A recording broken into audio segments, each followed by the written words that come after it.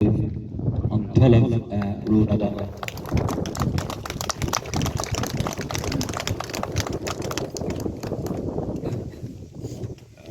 Many thanks for that extremely generous introduction. I hope I can live up to it. Being here before is obviously not the first time I've come to see the resting place of the great Liam thing to do. And you see the graves of other volunteers in this cemetery and one earlier today. Suffice to say that events like this put me in reflective mood, and I don't have a set speech to give you because that's not how I feel about these things.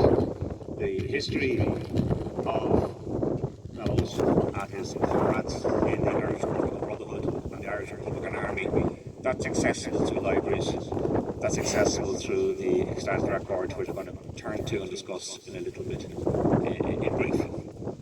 Given the inclement weather, we're now in a nation beside the sea.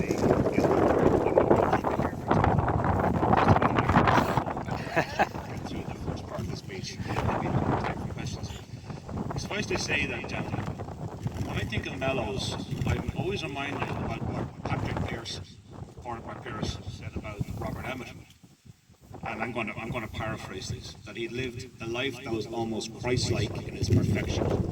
Now, coming from Pearse, one would understand that it's not meant to be sacrilegious, that it's not meant to be profane, that is a heartfelt tribute to a great Irishman from the Protestant tradition. But also that applies to Mellows. There's almost nothing more Mellows could have done to be a perfect Irish Republican activist.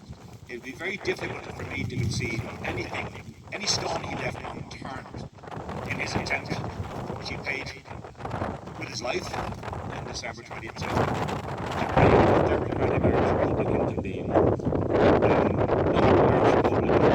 Republic should see the part, but it is absolutely ideologically necessary to prepare yourself to conflict and to endure. And there's nothing romantic about that. There's no blood sacrifice at all in the Irish Republican tradition. That is a revisionist lie that has been repeated again and again and again. But in revolutionary violence, which is utterly necessary to maintain by violence, sometimes they must be paid in. It is the only currency available. And in extremist values to all people have to take. I will say that again. Mellows is prepared to conflict and endure. And nothing happens. In his very short life, he had no options. His father was a professional soldier. One considers that 60% of the Army of India, the biggest standing force in the MLR, was Irish, and you're entirely officered by Irishmen. That's not a sign of a healthy economy. This is a sign of distress. This is, I suppose, an indictment of the failure of the Home Rule movement, the failure of so-called semi-constitutional politics, which in the lifetime of Liam Mellows was a very narrow window. The first democratic elections in 1918, where the Irish people voted using the system overwhelmingly to create an Irish Republic. Overwhelmingly.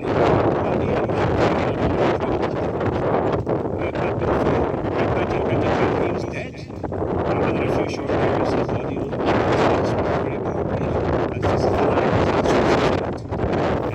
His DNA is from here.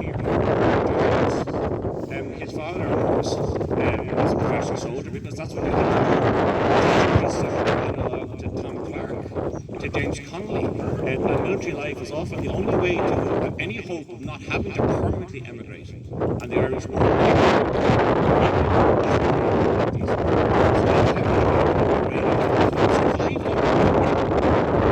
remember this. The men who in 1916 from a generation survived.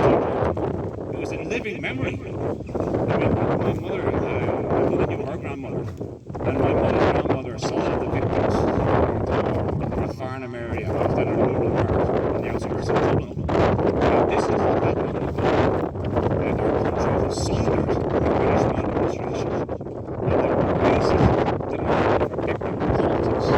These were the norms for an ability to invest yourself in a society where one could improve oneself by merit and work was denied to our ancestors. people wonder why our ancestors and indeed had turned to political violence, the question is not why they did. Why were they all more violent? Why were they more violent? The British brought this upon themselves. His father rose to local sergeant. His son, Liam, was privileged enough in the context of the time to attend elite military schools. And due course, he almost certainly would have become a commissioned officer in the Imperial Forces. And that would have been a relatively comfortable and secure lifeline. He rejected that as a youth.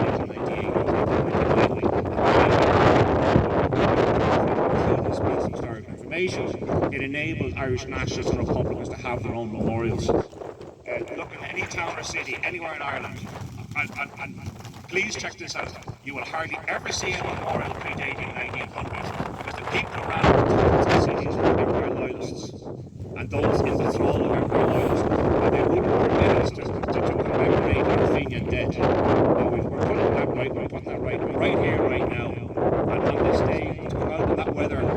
We've endured enough to see some brighter skies. It's going to lash rain in another 5 minutes, I'm quite sure. But the point is, we can do these things. That was impossible in the 1880s and 1890s. And this was in 1916. Why did people like Mellows fall? Well, I'm going to read you a very short passage for the official history of Mellows in the Dictionary of Irish Biography, which, by the way, is a very fine project. I used to work for it myself. But I'm not doing this out of any sense of devilment, just simply say what it says about him. Well, Mellows, without going through the whole history, was basically on the run prior to Easter Week 1916, and this is what the official account says. He returned to Ireland in the days before Easter 1916, in brackets, disguised as a priest. Oh, there's something funny about it. And led a minor insurrection in County Galway. His small band attacked barracks in Oranmore and Athenry, but dispersed within a week. He went on the run, hiding in County Clare for 7 months before escaping to Liverpool, this time allegedly disguised as a nun. You would be led to believe that Liam Mellows was some sort of feckin' Egypt, as opposed to an ideological Irish Republican. The barrack attacks, minor insurrections, were the first time a barrack had been attacked since the Fenians in 1867. That didn't even happen in Dublin. Mellows was not an inconsiderable figure. He wasn't hiding, he was activising. They had to send in the British Royal Marines in thousands to try and disperse his forces, which ultimately made the correct tactical decision to fight another day. Mellows is not a bloody fool. He knew exactly what he was fighting for and how it had to be done. When he went to America, himself and Harry Bolton, ultimately training, were instrumental in supplanting the very well-intentioned and very important County Gael organisation, which was particularly significant in terms of financing Irish revolution, but not as effectively, not as effective as they may have been in war material you see the IRB pushing out Tranmere Gale in arms acquisitions. And those arms were used in the 1980s for purposes of the 1980s. Why did Thompson Machine Guns unborn? Why did the Alpha Ordnance Company provide their open army with the Thompson submachine gun? That is due to people like Mellows and Boland and Larry D'Alessio. Larry D'Alessio was never mentioned. This is a guy who was interned in the United States in San Francisco for attempting to acquire more weaponry from Germany. So there's a bigger story here than they want people like us to understand. You won't be letting it. I'm not allowed on the airways. I wonder why. Because you go to empirical sources, you look at the records collated and collected and written brilliantly by men like Desmond Rees and others, and you realise, why are we not taught this in school? I'll leave it to reflect reasons. There's obvious reasons why we weren't taught this in school. Liam Mellows, Erskine Childers, Harry Boland, O'Connor, McKelvey and Barrett. Ulster Munster and Astar Connacht, the highest ranking IRB men in custody, the two men who ran the arms link to America and the man who ran, in the best sense of the word, the propaganda campaign of the IRA during the Civil War, all executed by people regarded as their former comrades, at the behest of the British. There was a counter-revolution during the Civil War. It's not just the late 20s and 1930s. There was a counter-revolution during the Civil War. That's why there was a Civil War. When they went into the forecourts, they had no expectation that that it would be feasible, that 18-pounder guns, under the direction of people they regarded as their friends and comrades and officers in Auckland area, would be fired upon, bringing ruination to the proclamation of 1916 and repudiating the proclamation of 1867 and that of Robert Emmet in 1803. That man, this man, is in a direct line of political heritage, stretching back to 1791 and 1798, and no one here needs any discussion from me about the role played by this wonderful rebel county. And I say rebel with affection. There's no rebellion against lawful authority. There was no lawful authority. That is why we require a revolutionary alternative. Never, please, never be embarrassed by our revolutionary heritage. These are the people who've brought us the modicum of dignity and self-respect we enjoy to this day. And without them, we'd be nothing. This is why we must always commemorate great Irish men and women